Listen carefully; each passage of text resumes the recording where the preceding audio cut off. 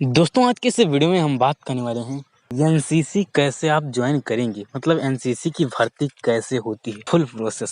Second number जो चीज़ है उसमें हम बात करेंगे कि एनसीसी की जो कैटेगरी वाइज है, जैसे NCC A, NCC B, NCC C, तो ये किन किन स्टूडेंट के लिए जरूरी है, मतलब किन किन को दी जाती है, मतलब क्लास कितने से कितने को ये दी जाती है, किस क्लास को बी दी जाती है और किस क्लास को सी। और जो थर्ड नंबर चीज़ है वो सबसे मोस्ट इम्पोर्टेंट, जिस पे आपके ज़्यादा से ज़्यादा कमेंट आए हैं, वो ये है कि यदि आपके स्कूल में एनसीसी नहीं है तो आप कैसे ज्वाइन करें। तो इन सभी के बारे में हम बात करेंगे, तो वीडियो को एट लास्ट अंत तक देखना, मिस मत करना। वीडियो पसंद आए तो लाइक जरूर कर देना। सबसे नंबर पहली चीज़ जो है वह है एनसीसी की भर्ती कैसे होती है। तो एक चीज़ मेरे दोस्तों याद रखना, एनसीसी की भर्ती 2 बार आती है, प्रत्येक वर्ष में 2 बार आपकी भर्ती की जाती है। फर्स्ट अप्रैल में और सेकंड आपकी जो भर्ती होती है वो जुलाई से अगस्त के बीच में। फर्स्ट जो होती है वो अप्रैल से मई।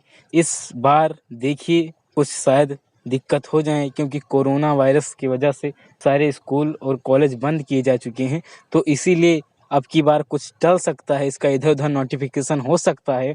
लेकिन जो शुरू से होते आया है वो यही हुआ है कि अप्रैल से मई में एक भर्ती आ जाती है, उसके बाद में आपकी जो भर्ती आती है वो जुलाई से अगस्त के बीच में आती है।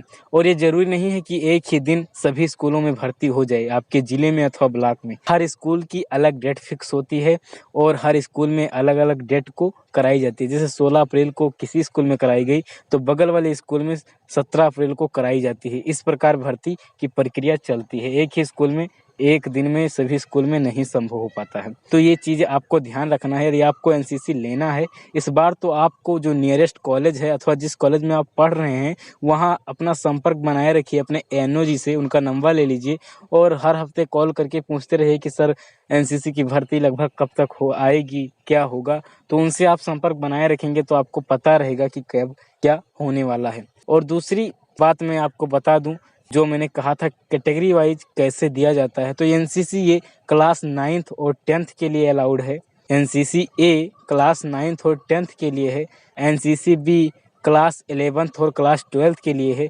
ज्वाइनिंग देखिए 9th में होगी तो 10th तक चलेगी और 11th में होगी तो 12th तक चलेगी। और ये एनसीसी सी जो 3 साल का होता है वो आपको बीए बीएससी में मिल जाता है, बड़ी इजीली, बड़े आसानी से मिल जाता है यदि आपके पास एनसीसी बी का सर्टिफिकेट है। और हाँ, एक चीज़ ये याद रखना कि यदि एनसीसी ए का सर्टिफिकेट नहीं है तो भी आपको एनसीसी बी इजीली बहुत आसानी से आपको मिल जाएगी, उसमें कोई दो राय नहीं है। लेकिन यदि एनसीसी सी लेना चाहेंगे आप तो एनसीसी बी की जो सर्टिफिकेट है वो कंपलसरी है। मैंने एनसीसी जब किया था तो मैंने एनसीसी सी तक किया था, तो एनसीसी बी मेरे पास कंपलसरी इस वक्त रखा हुआ है। अब एनसीसी सी के लिए मुझे मतलब अप्लाई कर देना है, वो भी मुझे हो जाएगा, वो भी मैं कर लूँगा। तो ये चीज़ें। अब जो तीसरी नंबर चीज़ मैंने जो बताई आपको कि यदि आपके स्कूल में एनसीसी नहीं है तो आप कैसे ज्वाइन करेंगे, तो देखिए दोस्तों, इसके लिए आपको एक अपॉइंटमेंट लेटर बनवाना पड़ता है। यदि आप जिस स्कूल में पढ़ रहे हैं उस स्कूल में एक अपॉइंटमेंट बनवाना पड़ेगा, प्रिंसिपल से साइन करवानी पड़ेगी और उसमें लिखवाना पड़ेगा कि हमारे स्कूल में अथवा कॉलेज में एनसीसी ना होने के कारण हम आपके स्कूल अथवा कॉलेज से एडमिन के रूप में आपकी मतलब अपने कैडेट को सदस्यता दिलाना चाहते हैं। उसी पर आपको अपने प्रिंसिपल जी का साइन करा लेना है। उसके बाद में आप जिस भी स्कूल में लेना चाहते हैं अगल बगल गवर्नमेंट कॉलेज में, वहाँ आपको आसानी से इजीली मिल जाएगा, उसमें कोई दो राय नहीं है। दोस्तों अब हम जो अगली बात करने वाले हैं कि एनसीसी की जब भर्ती हो जाती है, दौड़ और हो जाता है, सब हो जाता है, प्रोसेस हो जाती है, पूरी प्रोसेस जो है क्या है, इन सभी चीज़ों के लिए मुझे एक अलग से वीडियो बनानी पड़ेगी। उसमें क्या किया जाता है, पुशअप कितना होता है, राउंड अप कितना होता है, इन चीज़ों के लिए हम यदि कमेंट करेंगे तो अगला वीडियो दे दूंगा। लेकिन फिलहाल ये जान लीजिए कि जब एनसीसी फिजिकल फिटनेस सब चीज़ें हो जाती हैं तब आपको एनसीसी का एग्ज़ाम देना पड़ता है। उस एग्ज़ाम में यदि आप पास हो जाते हैं तभी आपके जो हैं उसको सिलेक्शन, एक लिस्ट आती है सिलेक्शन की, उस लिस्ट में आपका नाम आता है, वरना नहीं आता है। उसमें क्वेश्चन ज़्यादा कुछ नहीं, जनरल नॉलेज और फुल फॉर्म से संबंधित रहता है। जैसे एनसीसी का फुल फॉर्म पूछ लेते हैं, डब्ल्यूएचओ का फुल फॉर्म, इन्हीं सब चीज़ों का फुल फॉर्म पूछ लेते हैं। ज़्यादा कुछ टफ नहीं होता है, पेपर बहुत आसान होता है। जैसे प्रधानमंत्री जी का नाम, मुख्यमंत्री का नाम, राज्यपाल, इसी के बारे में पूछा जाता है और कुछ नहीं। मतलब फर्स्ट फेज में यही पूछा जाता है, जो शुरुआती भर्ती के दौरान पूछा जाता है यही पूछा जाता है। उसके बाद में जब आप कैंप कर लेंगे जब कैंप वैम्प आपका कंप्लीट हो जाएगा, उसके बाद जब सर्टिफिकेट के लिए आपको पेपर होगा, तो वो पेपर थोड़ा हार्ड आता है। करीबन 200 नंबर के क्वेश्चन उसमें पूछे जाते हैं और सब आपको वहाँ लिखना रहता है, ऑप्शन नहीं रहता है, विकल्प नहीं रहता है। एक वही प्रिंटेड लिस्ट में वो आपका पेपर होता है, उसी में कॉलम बना रहता है और उसमें आपको लिखना पड़ता है। तो ऑब्जेक्टिव नहीं होता है, इसलिए वो थोड़ा टफ माना जाता है।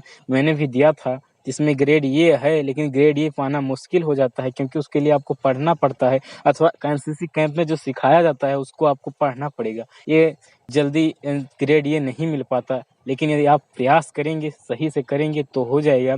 और एक बात ध्यान रखना, कैंप में आप जितना हो सके जो भी आपका हुनर है वहाँ दिखा देना। Singing, dancing and another way जितने भी आपके हैं, जो भी आपका परेड एक ढंग से आ गई आपको तो परेड में कर देना, क्योंकि उसके बाद में आपको एक प्रमाण पत्र में दिया जाता है, सर्टिफिकेट। करीबन यदि उसमें सिलेक्शन आपका हो जाता है, जैसे अच्छी सिंगिंग है अथवा डांसिंग है, तो आपका मतलब करीबन 12 कैंप कराया जाता है और 12 कैंप के सर्टिफिकेट दिए जाते हैं। उसके बाद एट लास्ट आपको वहाँ दिल्ली परेड में भी शामिल कराया जाता है, यदि आपका सब कुछ सही है। तो इसलिए मैं आपसे रिक्वेस्ट करता हूँ, जो भी हुनर है वहाँ शर्म की बात नहीं, आप अपना हुनर दिखा देना, ताकि एक बार आप भी दिल्ली परेड में पहुँच सको और दिखा सको अपने हुनर को पूरे इस देश को। तो दोस्तों, आज की वीडियो कैसी लगी कमेंट में ज़रूर बताना। हाँ, और ये जो मैंने बताया पूरा फुल प्रोसेस जो है आपका, मतलब कि कितना दौड़ होता है, कैसे क्या होता है, इन सब को जानकारी चाहिए तो कमेंट जरूर करना। अगले वीडियो में फिर मिलते हैं। Signing off.